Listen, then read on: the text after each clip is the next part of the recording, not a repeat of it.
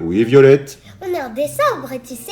Oui. C'est l'heure des cadeaux de Noël et c'est les 100 ans de Disney. Je devine ce que tu vas me demander. Tu veux partir la Reine des Neiges à Poudlard, s'il te plaît? Comment rester de glace face à ces grands yeux suppliants? Laissez-moi briser la glace.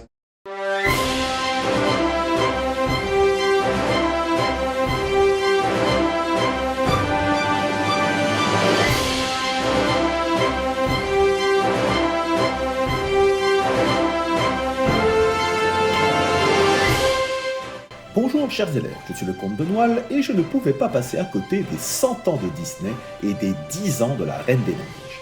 Je n'exprime que mon opinion pour cette répartition à Poudlard, que vous ne partagerez peut-être pas, mais j'espère que vous écouterez mes arguments et si vous êtes en désaccord ou si vous voulez proposer votre propre classement, n'hésitez pas à le faire en commentaire. Je précise aussi que j'ai vu le deuxième volet et tous les extras de la Reine des Neiges, mais que je me base sur le premier volet uniquement. Cependant, je pense que ma répartition n'est pas du tout en contradiction avec les autres volets, bien au contraire. Vous retrouverez sans doute des éléments des moyens métrages, des livres et du deuxième film qui apportent de l'eau à mon moulin. Oh, yeah. Water has memory.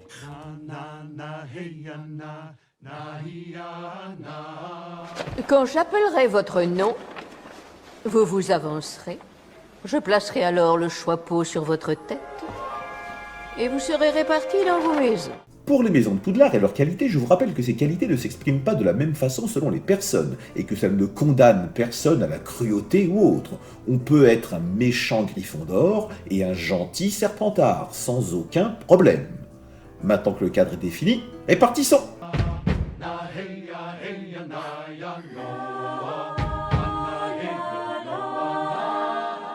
Eric et Francis. Les deux hommes de main du duc ne montrent aucune peur face au pouvoir d'Elsa. Ils sont professionnels jusqu'au bout. Ils impressionnent par leur courage et l'alchimie entre eux, ce qui montre qu'ils combattent ensemble depuis longtemps. Cependant, je ne l'aimais pas à Gryffondor, car ils ne combattent pas par la force pure, mais par la ruse, utilisant des tactiques de combat qui ont bien failli venir à bout de la puissante Elsa. Je mets donc ces deux professionnels à Serpentard, le roi Agnar. Ce roi ne montre pas d'ambition particulière, il est roi parce que son père l'était. Par contre, il connaît le pouvoir des trolls, et même l'importance psychologique que peut avoir des gants pour le contrôle des pouvoirs d'Elsa. Le roi Agnar est un cerf-d'aigle. La reine Iduna. Alors pour cette reine, j'ai hésité entre Poufsouffle ou Gryffondor. C'est une mère attentionnée, mais elle n'a pas le courage d'aider Elsa avec ses pouvoirs, acceptant l'idée de l'enfermer dans sa chambre et de l'isoler. Et il faut avouer que dans le premier volet, elle est très effacée. Je la mets à Poufsouffle. Eucken. Il est gentil avec tout le monde, mais il ne se laisse pas marcher sur les pieds, comme avec Christophe. En fait, peu de choses l'impressionnent, ce qui serait une qualité Gryffondor, mais il fait surtout preuve d'une grande résilience et d'une grande bonté. Eucken est un parfait Poufsouffle. Guimauve. Créé par la peur d'Elsa et sa volonté de chasser les autres, Guimauve se base sur sa force impressionnante, et il est une réponse à la peur d'Elsa. Quoi de mieux pour combattre la peur qu'un vaillant Gryffondor? Bulda. Elle adopte Christophe sans hésiter, c'est une troll très maternelle. J'hésite entre Poufsouffle ou Gryffondor. Sauf que, elle met les pieds dans le plat, elle n'a pas peur de dire ce qu'elle pense, ni de caser Christophe avec une princesse, ce qui impliquerait tout de même qu'elle le voit moins. Bulda est à Gryffondor. Grand Pabi. Lui n'a pas le courage des Gryffondor, il s'alarme souvent, il s'implique peu, mais il a tout de même une grande sagesse et beaucoup de connaissances. Il est cerf d'aigle sans hésiter. Duc de Weselton. Ni très rusé, ni très malin, ni loyal, il est même accusé de trahison par Hans, et à juste titre, ni courageux, très clairement, c'est difficile de lui attribuer une maison. De par sa trahison envers la couronne, il essaie de tuer la reine légitime, après tout, Poufsouffle lui est exclu. Il considère la reine comme une sorcière, il n'est donc pas vraiment ouvert au changement, il est intolérant, mais méfiez-vous, l'intolérance n'est pas une caractéristique serpentarde. Est-il ambitieux ? Pas tout à fait. Il n'essaie pas de tuer Elsa pour prendre sa place, par exemple. Est-il rusé? Pas du tout. Il accuse immédiatement la reine nouvellement couronnée de sorcière. Donc il n'est pas un Serpentard. Non, je le mets à Gryffondor, car s'il y a une chose qu'on ne peut pas lui enlever, c'est le courage de ses opinions, même si elles sont mauvaises. Sven. Le renne au caractère anthropomorphe, mais dépourvu de langage, s'entend très bien avec Kristoff dès leur enfance. Kristoff n'est pas son maître, c'est clairement son meilleur ami. Il est très loyal envers son humain, il ne le laissera jamais tomber, et c'est lui qui force Kristoff à retourner voir Anna alors que son ami allait renoncer à elle pour toujours. Sven est un bon pouf-souffle. Kristoff. Après Sven, voyons son inséparable ami, Kristoff. Au peu de suspense, il est loyal envers les trolls et envers Anna, qui ne connaît pourtant qu'à peine. Lorsqu'il tombe amoureux d'elle, il est tout de même prêt à sacrifier son amour naissant pour la sauver au détriment de son bonheur personnel. Alors oui, il est courageux, mais surtout très loyal. Kristoff est lui aussi à pouf-souffle. Olaf. Encore une fois, les créations d'Elsa ont un rapport direct avec ses sentiments.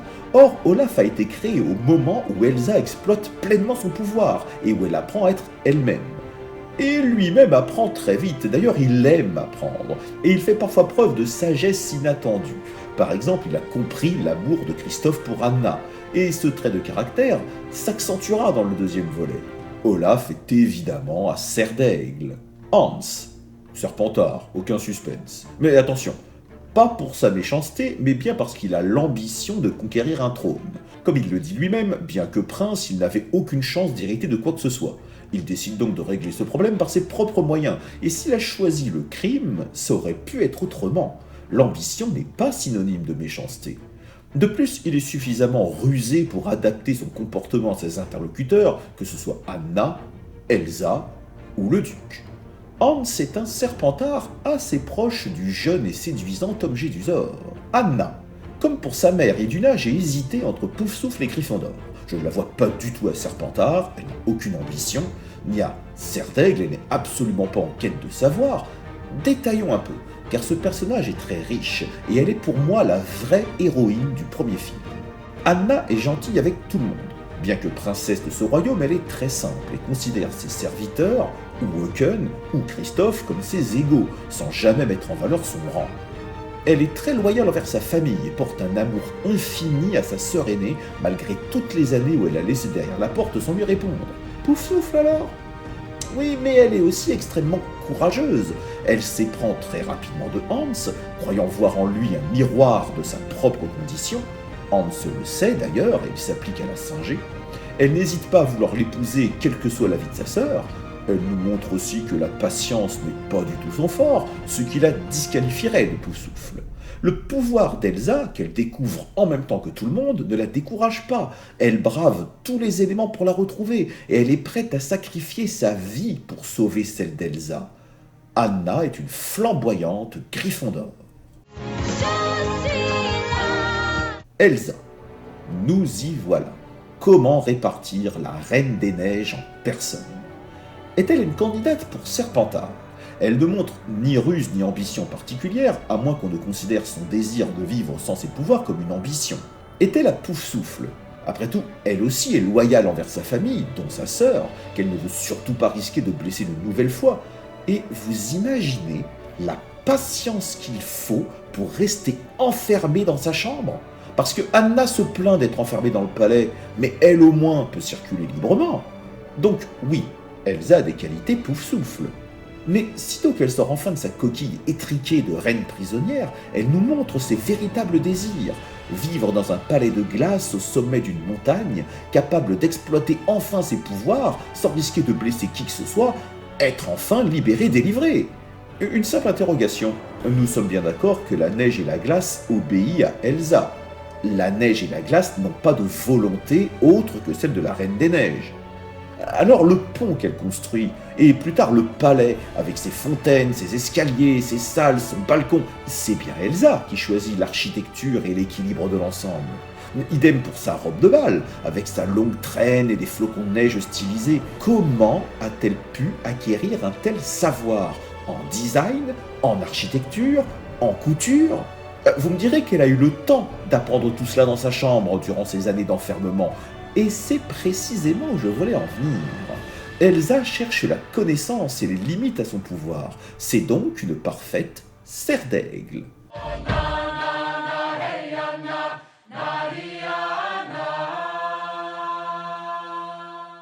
Si je fais les comptes, nous avons donc pour ce film d'animation 4 Gryffondor, 3 Serpentards, 4 Poufsouffle et 4 serres d'aigle. Un résultat très équilibré pour un film dont le succès ne se dément pas, même 10 ans après. Bon anniversaire Disney. Et bon anniversaire Elsa et Anna.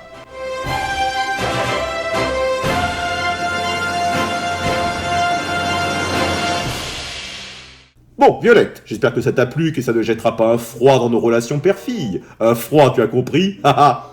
Papa. Oui, d'accord, c'est pourri. Tu sais, ton père est un peu givré. Givré, tu as compris? Ah. Tu vas répartir les autres Disney aussi? Je n'exclus rien, mais ne t'emballe pas surtout, hein. Garde la tête froide. La tête froide, ah. Papa, tes jeux de mots ne me font ni chaud, ni froid. Bien dit. Joyeux Noël. Joyeux Noël. Permets-moi de rester de glace. C'est ce qui s'appelle refroidir les ardeurs.